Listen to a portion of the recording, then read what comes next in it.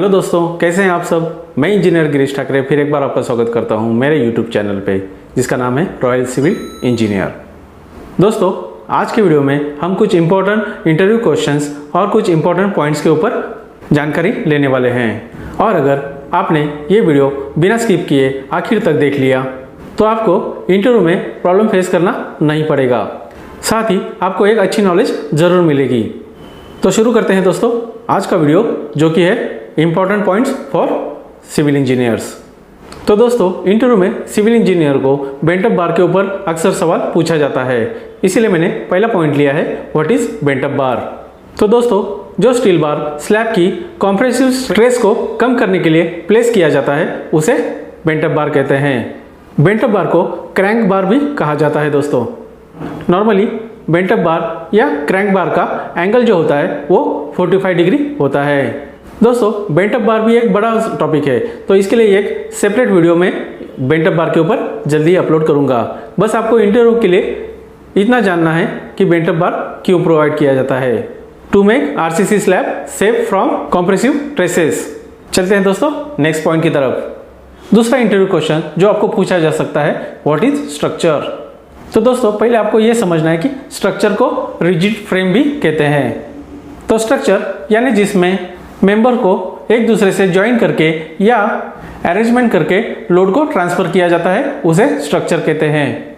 Structure को मुझे और आसान शब्दों में आपको अगर समझाना है तो मेंबर्स का कॉम्बिनेशन करके उनको किसी पर्पज के लिए कनेक्ट किया जाता है, उसे स्ट्रक्चर कहते हैं। स्ट्रक्चर के अलग अलग टाइप्स है दोस्तों, तो मैं एक टाइप ऑफ स्ट्रक्चर का भी एक वीडियो जल्दी अपलोड करने वाला हूँ। उसमें आपको स्ट्रक्चर की पूरी और अच्छी जानकारी जरूर मिलेगी। अगला इंपॉर्टेंट इंटरव्यू क्वेश्चन है, what is deep foundation. When the depth of foundation more than the width of foundation, then it is term as deep foundation. तो दोस्तों, जब किसी फाउंडेशन की जो डेप्थ होती है वो उसके विड्थ से अगर ज़्यादा हो तो उसे डीप फाउंडेशन कहते हैं। देखते हैं अगला इंपॉर्टेंट इंटरव्यू क्वेश्चंस। अगला क्वेश्चन है दोस्तों, what is coping. A covering of concrete placed on the exposed top of an external wall. It's called coping. यानी दोस्तों, जो भी एक्सटर्नल वॉल्स होती है, कंपाउंड वॉल आपने देखा होगा, तो ये वॉल्स का जब भी मेसनरी वर्क खत्म हो जाता है तो उसके ऊपर स्टील अरेंजमेंट करके कंक्रीट कास्ट किया जाता है, उसे कोपिंग कहते हैं। इमेज में आपको समझ में आएगा। लेकिन दोस्तों, यहाँ पे मैं एक बात आपको बताना चाहूँगा कि कोपिंग और लिंटल दोनों अलग अलग है। कोपिंग का पर्पज़ अलग होता है, लिंटल का पर्पज़ अलग होता है। टाइप्स ऑफ लिंटल बहुत है, उसका भी मैं एक वीडियो आपके लिए लेकर आने की कोशिश ज़रूर करूँगा।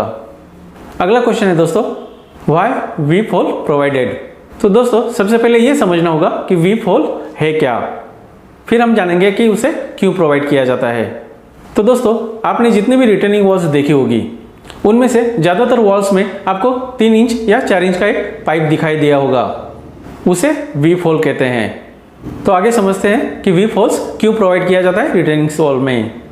तो दोस्तों, रिटेनिंग वॉल के पीछे जो बैक फिलिंग किया होता है, जो फिलिंग किया होता है, तो वहाँ पर वाटर लॉग यानी पानी जमा ना हो, इसके लिए वहाँ पर एक ड्रेन पाइप प्रोवाइड किया जाता है। इमेज द्वारा आपको समझ में आएगा कि वीप होल क्यों दिया जाता है। चलते हैं दोस्तों नेक्स्ट पॉइंट की तरफ। नेक्स्ट पॉइंट है, व्हाट इज लीफ वॉल। तो दोस्तों, लगभग 1 महीने पहले मैंने टाइप्स ऑफ वॉल्स के ऊपर एक वीडियो अपलोड किया था। उसमें मैंने कैविटी वॉल्स के बारे में बताया था। तो अभी आप बोलेंगे कि लीफ वॉल की बात हो रही है और मैं कैविटी वॉल की बात कर रहा हूँ। तो दोस्तों, कैविटी वॉल का ही एक पार्ट होता है लीफ वॉल।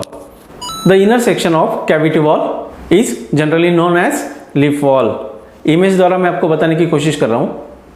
तो दोस्तों, कैविटी वॉल जब बनाई जाती है तो अब अंदर वाला जो फेस होता है, अंदर वाला जो इनर सेक्शन होता है, उसे लीफ वॉल कहते हैं। कैविटी वॉल कहाँ देते हैं, किसके लिए देते हैं, उसका क्या बेनिफिट्स है, एडवांटेज क्या है, ये आप मेरे उस वीडियो में देख सकते हैं।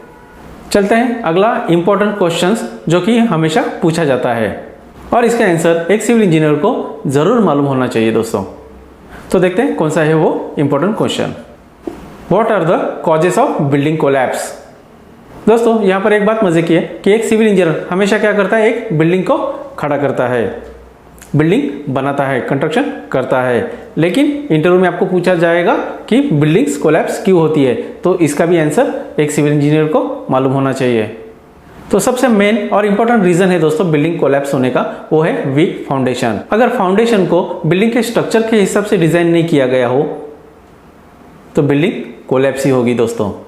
दूसरा है अर्थक्वेक, भूकंप। तो ये चीजें हमारे हाथ में है नहीं, लेकिन भूकंप की वजह से बिल्डिंग्स ज्यादातर कोलैप्स होती है, ये हमने भी देखा है।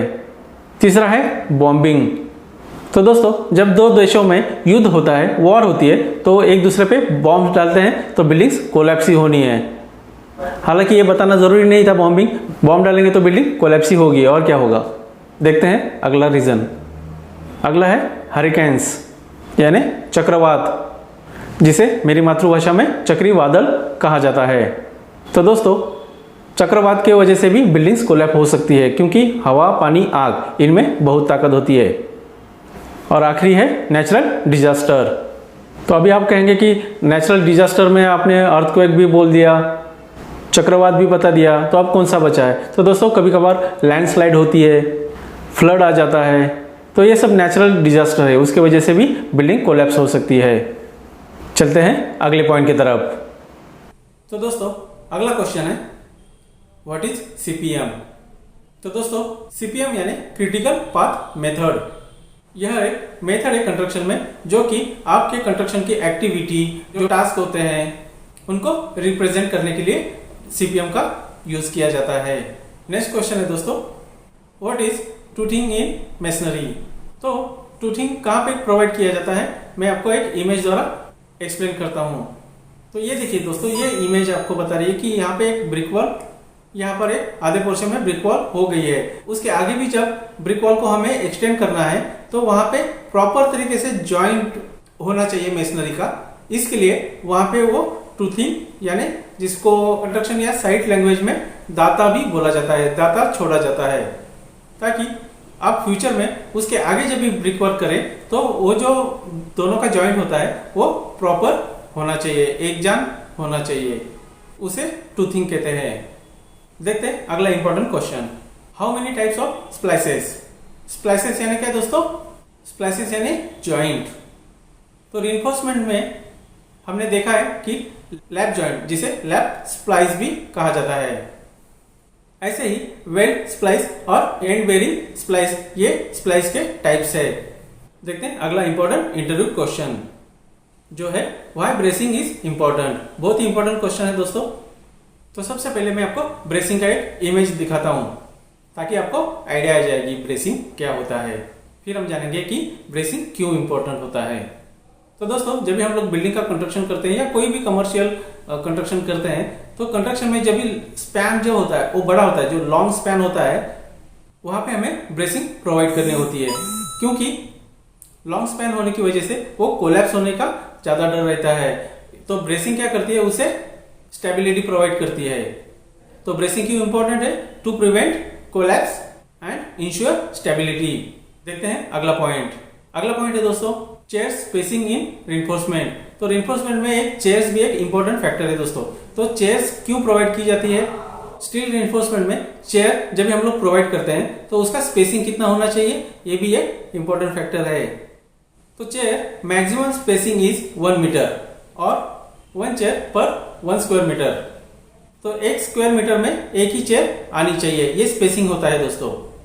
कॉमन सा सवाल होता है दोस्तों चेयर्स के बारे में, लेकिन ये चीजें माइक्रो लेवल की होती है जो हमें ध्यान में रखनी चाहिए। अगला पॉइंट है मिनिमम साइज ऑफ कॉलम। ये अक्सर पूछा जाता है दोस्तों कि आप अगर कंस्ट्रक्शन करते हैं तो आपको रिइंफोर्समेंट, कंक्रीट, कॉलम साइजेस, इसके ऊपर सवाल पूछा ही जाता है। तो मिनिमम कॉलम की जो साइज होती है वो 9 इंच बाय 9 इंच होती है, उससे कम कॉलम की साइज नहीं होती है।